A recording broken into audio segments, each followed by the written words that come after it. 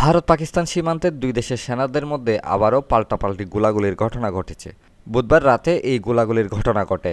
কাশ্মীরের পেহেলগাম হামলার জেরে উত্তেজনার মধ্যে এ নিয়ে টানা সপ্তম দিনের মতো নিয়ন্ত্রণ রেখায় দুই দেশের সেনাদের মধ্যে গোলাগুলির ঘটনা ঘটল। তবে এতে হতাহতের কোনো খবর পাওয়া যায়নি।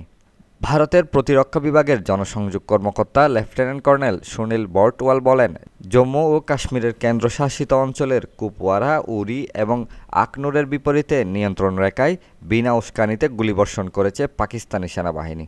এ সময় ভারতীয় সেনাবাহিনী পাল্টা জবাব দিয়েছে। তবে এ ব্যাপারে পাকিস্তানের সেনাবাহিনীর পক্ষ থেকে এখনও কোনো বক্তব্য পাওয়া যায়নি। পেহেলগাম হামলার পর গত এক সপ্তাহ ধরে পরমাণু শক্তিধর দুই প্রতিবেশী দেশ ভারত ও পাকিস্তানের মধ্যে তীব্র উত্তেজনা বিরাজ করছে।